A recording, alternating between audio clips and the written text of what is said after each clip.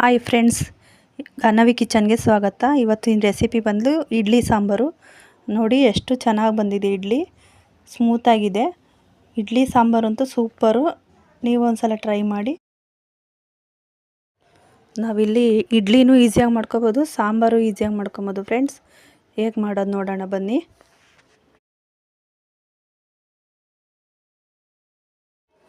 ನಾನಿಲ್ಲಿ ಅಕ್ಕಿ ತೊಳೆದು ನೆನೆಸಿಕ್ಕಿದ್ದೀನಿ. ಇದರಲ್ಲಿ 4 ಲೋಟ ಅಕ್ಕಿ ತೊಗೊಂಡಿದ್ದೀನಿ, 1 ಲೋಟ ಉದ್ದಿನಬೇಳೆ ತೊಗೊಂಡಿದ್ದೀನಿ. ಇದು ಬೆಳಗ್ಗೆ ನೆನೆಸಿದ್ದೀನಿ. ಇದು ಅಕ್ಕಿ 6ರಿಂದ 7 ಅವರ್ ನೆಂದರೆ ಸಾಕು. ನಾನು ನೆನೆಯೋಕೆ ಇಕ್ಕಿದ್ದೀನಿ, ಸಂಜೆ ರುಬ್ತೀನಿ. ನೋಡಿ ಇವಾಗ ಚೆನ್ನಾಗಿ ನೆಂದಿದೆ. ಇದಕ್ಕೆ ಸ್ವಲ್ಪ ಅನ್ನ ಮಿಕ್ಸ್ ಮಾಡ್ಕೊಬೇಕು.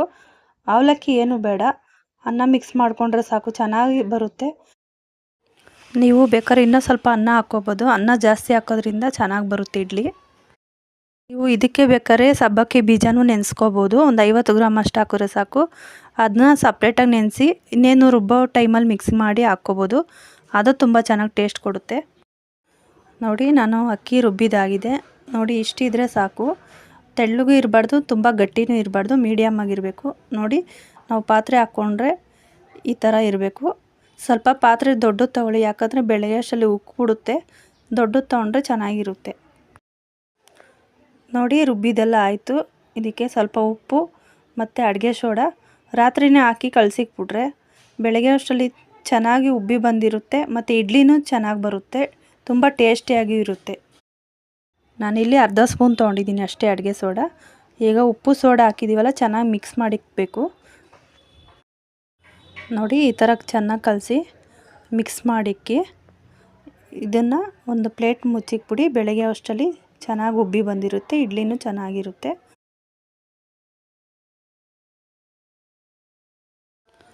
ನೋಡಿ ಇವಾಗ ಎಷ್ಟು ಚೆನ್ನಾಗಿ ಉಬ್ಬಿ ಬಂದಿದೆ ಅಲ್ವಾ. ನೀವು ಪಾತ್ರೆ ಏನೋ ಚಿಕ್ಕದು ತೊಗೊಂಡ್ರೆ ಎಲ್ಲ ಉಕ್ಕಿ ಈಚೆ ಬಂದ್ಬಿಡುತ್ತೆ. ಸ್ವಲ್ಪ ದೊಡ್ಡದು ತೊಗೊಂಡ್ರೆ ನೋಡಿ, ನಾವು ಮುಕ್ಕಾಲಷ್ಟು ಹಾಕಿದ್ವಿ, ಫುಲ್ಲು ಆಗೈತೆ ಹಸಿಟ್ಟು, ಈ ಥರ ಬರುತ್ತೆ. ನೋಡಿ ಎಷ್ಟು ಚೆನ್ನಾಗಿ ಬಂದಿದೆ ಇಡ್ಲಿ ಹಿಟ್ಟು. ನೋಡಿ ಈ ಥರ ಇರಬೇಕು, ತುಂಬ ತೆಳ್ಳಗಿರಬಾರ್ದು, ಇಡ್ಲಿ ಚೆನ್ನಾಗಿ ಬರೋಲ್ಲ. ಇಷ್ಟು ಇದ್ದರೆ ಸಾಕು. ನಾನಿಲ್ಲಿ ಇವಾಗ ಎಣ್ಣೆ ಎಲ್ಲ ಹಚ್ತಾ ಇದ್ದೀನಿ. ಎಣ್ಣೆ ಹಚ್ಬಿಟ್ಟು ಇಡ್ಲಿ ಹಿಟ್ಟು ಹಾಕಬೇಕು, ಅವಾಗ ಚೆನ್ನಾಗಿ ಬರುತ್ತೆ, ಒಂದು ಸ್ವಲ್ಪನೂ ಕಚ್ಕೊಳ್ಳಲ್ಲ. ಇವಾಗ ಇಡ್ಲಿ ಪಾತ್ರೆಯಲ್ಲಿ ಸ್ವಲ್ಪ ನೀರು ಹಾಕ್ಬಿಟ್ಟು ನೀರು ಬಿಸಿ ಆಗೋಕ್ಕೆ ಇಕ್ಬಿಡಬೇಕು. ನಾವು ಇಡ್ಲಿ ಹಿಟ್ಟೆಲ್ಲ ಪ್ಲೇಟ್ಗೆ ಹಾಕಿ ರೆಡಿ ಮಾಡ್ಕೊಳ್ಳೋಷ್ಟರಲ್ಲಿ ನೀರು ಬಿಸಿ ಆಗುತ್ತೆ.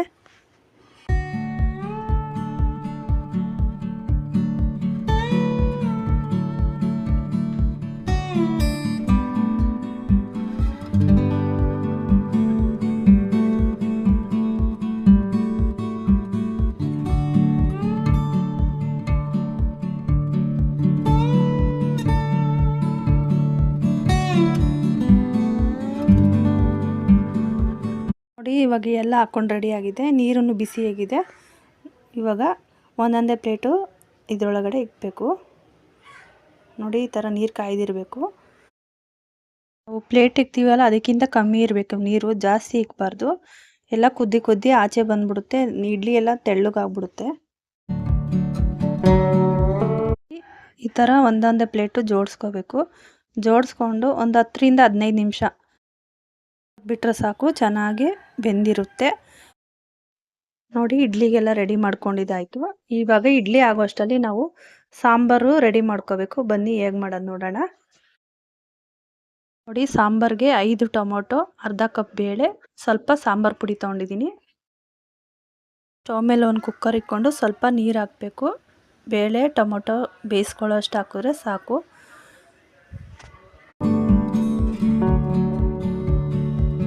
ನಾನಿಲ್ಲಿ ಇವಾಗ ಬೇಳೆ ಹಾಕ್ತಾಯಿದ್ದೀನಿ, ತೊಳೆದ್ಬಿಟ್ಟು ಹಾಕ್ತಾಯಿದ್ದೀನಿ. ತೊಳೆಯೋದ್ರಿಂದ ನೀಟಾಗಿರುತ್ತೆ ಬೇಳೆ.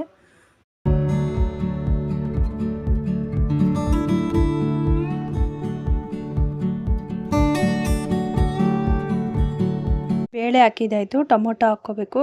ಟೊಮೊಟೊ ಹಾಕಿ ಕುಕ್ಕರ್ ಮುಚ್ಚಳ ಕ್ಲೋಸ್ ಮಾಡಿ 2 ವಿಷಲ್ ಕೂಗಿಸ್ಕೊಂಡ್ರೆ ಸಾಕು, ಚೆನ್ನಾಗಿ ಬೆಂದಿರುತ್ತೆ.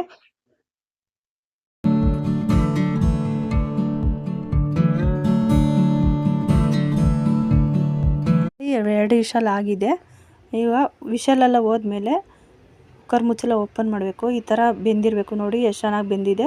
ಈ ಥರ ಬೆಂದಿದ್ರೆ ಸಾಂಬಾರು ಸೂಪರಾಗಿ ಬರುತ್ತೆ.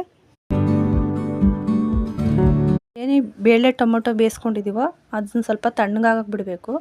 ತಣ್ಣಗಾದ್ಮೇಲೆ ಮಿಕ್ಸಿ ಜಾರ್ಗೆ ಹಾಕ್ಕೊಂಡು ನುಣ್ಣಗೆ ರುಬ್ಕೊಬೇಕು. ತಣ್ಣಗಾಗೈತೆ. ಇವಾಗ ಮಿಕ್ಸಿ ಜಾರ್ಗೆ ಹಾಕ್ಕೊಂಡು ಸಾಂಬಾರು ಪುಡಿ ಸ್ವಲ್ಪ ಮಿಕ್ಸ್ ಮಾಡಿಕೊಂಡು ನುಣ್ಣಗೆ ರುಬ್ಕೊಬೇಕು.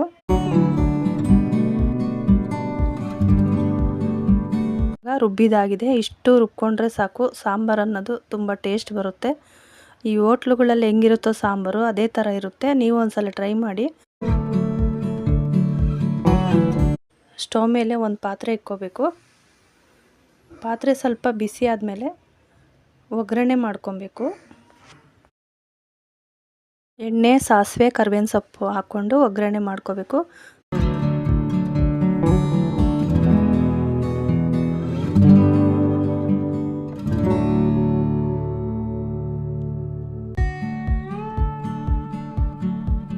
ಇವಾಗ ನಾವು ರುಬ್ಬಿದ್ದೀವಲ್ಲ ಮಿಕ್ಸಿ ಜಾರಲ್ಲಿ ಟೊಮೊಟೊ ಮತ್ತು ಬೇಳೆ ಅದನ್ನು ಹಾಕ್ಕೊಬೇಕು.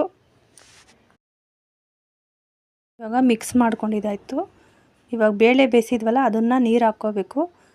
ಅದ್ರ ಜೊತೆಗೆ ನಾನು ಇನ್ನೂ ಸ್ವಲ್ಪ ಬೇಳೆನೂ ಇರಿಸ್ಕೊಂಡಿದ್ದೆ. ಇದು ಹಾಕೋದ್ರಿಂದ ಇನ್ನೂ ಟೇಸ್ಟು ಬರುತ್ತೆ. ಸ್ವಲ್ಪ ಇರಿಸ್ಕೊಂಡ್ರೆ ಸಾಕು. ಸ್ವಲ್ಪ ನೀರು ಹಾಕ್ಕೊಬೇಕು. ನಾವು ಮಿಕ್ಸಿ ಜಾರಲ್ಲಿ ರುಬ್ಬಿದ್ವಲ್ಲ ಅದರಲ್ಲೇ ಸ್ವಲ್ಪ ನೀರು ಹಾಕ್ಕೊಂಡ್ರೆ ಸಾಕು. ನಮಗೆ ಎಷ್ಟು ಬೇಕೋ ಅಷ್ಟು. ಇದು ಬೇಳೆ ಹಾಕೋದ್ರಿಂದ ಗಟ್ಟಿ ಬರುತ್ತೆ. ನೋಡಿ ಇಷ್ಟು ಹಾಕಿದ್ರೆ ಸಾಕು. ಅದು ಸ್ವಲ್ಪ ಬೆಂದಮೇಲೆ ಸ್ವಲ್ಪ ಗಟ್ಟಿನೇ ಆಗುತ್ತೆ. ಒಂದು ಈರುಳ್ಳಿ ಹಾಕ್ತಾಯಿದ್ದೀನಿ. ಸಣ್ಣಗೆ ಉದ್ದಕ್ಕೆ ಹೆಚ್ಕೊಂಡಿದ್ದೀನಿ. ಈರುಳ್ಳಿ ಹಾಕೋದ್ರಿಂದ ತುಂಬ ಟೇಸ್ಟ್ ಬರುತ್ತೆ.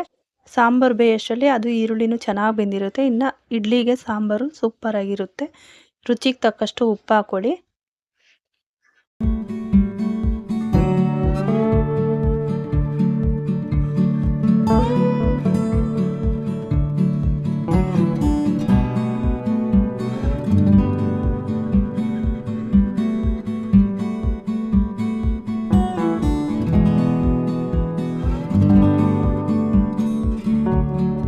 ಸಾಂಬಾರು ರೆಡಿ ಆಯಿತು. ಇಷ್ಟಾಗಿದ್ರೆ ಸಾಕು. ಸ್ಟವ್ ಆಫ್ ಮಾಡಿಬಿಡೋಣ. ಇವಾಗ ಇಡ್ಲಿ ಇಕ್ಕಿದ್ವಲ್ಲ ನೋಡೋಣ ಇಡ್ಲಿ ಬೆಂದಿದೆಯಾ ಅಂತ.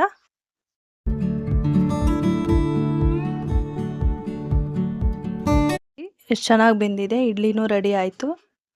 ಇವಾಗ ಒಂದೊಂದೇ ತೆಗಿಯೋಣ. ಒಂದು ಸ್ವಲ್ಪನೂ ಕಚ್ಕೊಳ್ಳಲ್ಲ. ನೋಡಿ ಎಷ್ಟು ನೀಟಾಗಿ ಬರ್ತೈತೆ ಅಂತ.